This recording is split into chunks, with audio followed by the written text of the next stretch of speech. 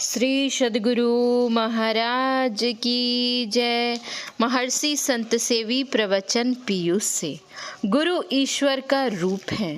आदरणीय सज्जन वृंद तथा आदरणीय माताओं एवं भक्तिमती बहनों, मानव बहुत भटक चुका है, भटक रहा है और वह कब तक भटकता रहेगा जब तक कि बिना पानी के प्यास और बिना भोजन के क्षुधा की त्रास को मिटाना चाहेगा। बिना ज्ञानी गुरु के ज्ञान तथा बिना सत्पुरुषों से प्राप्त सद्युक्ति से सत्व स्वरूप की पहचान करने का अभिमान पालता रहेगा।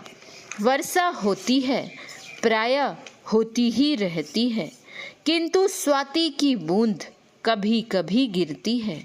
संसार में लोग जन्म लेते हैं, लेते ही रहते हैं, लेकिन संत का अवतरण कभी कभी होता है, कहीं कहीं होता है। सामान्य वृष्टि जल से खेती लहलहाती है, किंतु स्वाति की बूंद तो मोती बनाती है। जन साधारण जो संसार में जन्म लेते हैं उससे जनसंख्या बढ़ती है, किंतु जब संत अवतार लेते हैं तो वे हीरा मोती की खेती करते और कराते हैं। संत कबीर साहब जब इस संसार में आए तो उन्होंने खेती की। कौन सी खेती की? सत नाम की खेती की। मन का बैल और सूरत का हरवाहा बनाकर उन्होंने खेत जोता तथा उसमें सत्य नाम का बीज बोकर हीरा मोती उपजाया। संत कबीर साहब कहते हैं, केवल मैंने ही नहीं, संसार में जितने संत आए सब ने यह खेती की और वे माला माल हो गए। हमरे सत नाम धन खेती, मन के बैल सूरत हरवाहा, जब चाहे तब ज्योति। सत नाम का बीज बोवाया, उपजे हीरा मोती। उन खेतन में नफा बहुत है, संतन लूटा सेंती। कहे कबीर सुनो भाई साधो, उल्टी पलटी नर ज्योति। अभी कुछ दिन पहले मुस्तफापुर मोहल्ले में कुछ चहल पहल हो रही थी, बाजे गाजे बज रहे थे। मैंने लोगों से पूछा, चहल पहल देख रहा हूँ, क्या बात है? लोगों ने बताया कि लोग उर्स मना रहे हैं। उर्स अरबी भाषा का पुल्लिंग शब्द है, जिसका अर्थ होता है किसी मुसलमान ऋषि का वार्षिक उत्सव। वे लोग हजरत मोहम्मद साहब का उत्सव मना रहे थे। मुझे यह जानकर बड़ी खुशी हुई। मोहम्मद साहब पीर पैगंबर रसूल थे, खुदा के नूर थे। वे संसार में आए और इस्लाम धर्म का प्रवर्तन किए। अभी आप लोग तौहीद साहब से कितनी अच्छी अच्छी बातें सुनी। उन्होंने बताया, जिस समय संत लोग आते हैं उस समय उनकी पहचान कोई नहीं कर पाते हैं। यही कारण है कि ईसा मसीह को क्रॉस पर लटकाया गया। मोहम्मद साहब को मक्का छोड़कर मदीना जाना पड़ा। महात्मा गांधी को गोलियों से भून दिया गया। मीराबाई को जहर का प्याला पिलाया गया। पलटू साहब को आग में झोंक दिया गया। कुछ लोगों ने हमारे गुरु महाराज को भी आग में जलाकर मारने की कुचेष्टा की थी। इसमें संदेह नहीं कि संत सद्गुरु तो हमारे कल्याण के लिए आते हैं, परंतु जिस समय वे आते हैं उस समय उनकी पहचान नहीं होती है और न उसका आदर होता है। संत सद्गुरु किसे कहते हैं? वे विशेष के कारण कोई संत सद्गुरु नहीं होते जीवन काल में जिनकी सूरत शब्दातीत पद में समाधि समय लीन होती है और पिंड में बरतने के समय उन्मुनी रहनी में रहकर सार शब्द में लगी रहती है। ऐसे जीवन मुक्त महान पुरुष संत सद्गुरु कहलाते हैं। गुरु कौन? संत कबीर साहब कहते हैं, गुरु नाम है ज्ञान का, शिष्य सीख ले सोए, ज्ञान मर्याद जाने बिना, गुरु अरु शिष्य न कोई। तथा गुरु गुरु में भेद है, गुरु गुरु में भाव, सोई गुरु नित बंदिए, जो शब्द बतावे दाव।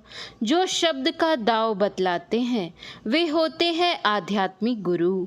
लौकिक गुरु वे होते हैं जो लौकिक विद्या सिखलाते हैं, जिससे हम संसार में आराम से खाएं पिएं और रहें। लेकिन शरीर छूटने के बाद का जीवन कैसे सुखमय होगा यह लौकिक गुरु नहीं बता सकते हैं। इसी के लिए आध्यात्मिक गुरु की आवश्यकता होती है।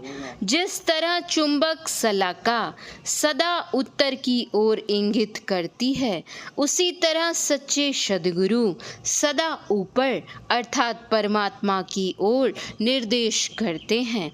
अभी तौहीद साहब बहुत अच्छा कह रहे थे कि गुरु ब्रह्मा है, विष्णु है, महेश है। मतलब क्या हुआ?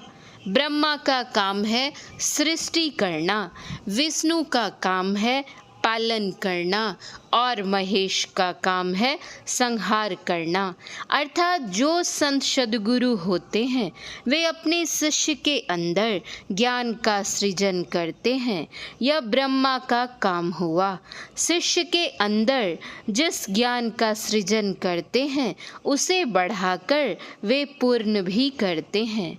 यह विष्णु का काम हुआ और शिष्य के हृदय में जो अज्ञानता रहती है उसका वे नाश करते हैं।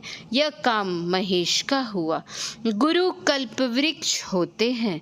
जैसे कल्प वृक्ष के पास जाने से मनोकामनाएं पूरी होती हैं, उसी तरह संत सद्गुरु के पास श्रद्धावंत होकर जाइए या उनसे दूर ही रहिए। यदि आपकी कामना शुभ कामना है, शुभ इच्छा है, तो वे उसकी पूर्ति कर देंगे। संत सद्गुरु कामधेनु होते हैं। कामधेनु गायें क्षुधा हरण करती है और संत सद्गुरु अपने शिष्य की जागतिक क्षुधा तृष्णा हरण करते हैं। संत सद्गुरु चंद्र और सूर्य होते हैं। सूर्य दिन में प्रकाश करता है और चंद्रमा रात को प्रकाशित करता है, परंतु संत सद्गुरु अपने शिष्य के उर्पूर में अहर्निश यानी 24 घंटे प्रकाश फैलाते रहते हैं। गुरु नानक देव जी महाराज कहते हैं, जे सो चंदा उग वही सूरज चढ़ही हजार, एते चानन हो दिया गुर बिन घोर अंधार। बाहर संसार में 100 चंद्रमा उग जाएं और हजारों सूर्य उग जाएं, किंतु संत सद्गुरु नहीं मिले हैं तो अंदर में घोर अंधकार बना रहेगा, प्रकाश नहीं होगा। सद्गुरु के संबंध में संत कबीर साहब की वाणी है, घर मही घर दिखलाई दे, सो सद्गुरु संत सुजान, पंच सबद धुनकार धुन, बाजे गगन निशान। संत कबीर साहब के समकालीन थे गुरु नानक देव जी महाराज। उन्होंने उनसे मिलती जुलती बातें कही हैं। दोनों में कितना साम्य है, मिलाकर देखिए। घर में घर दिखाई देई, सो सतगुरु परख सुजाणु। पंच शब्द धुनकार धुन, तह बाजे शब्दु निशानु।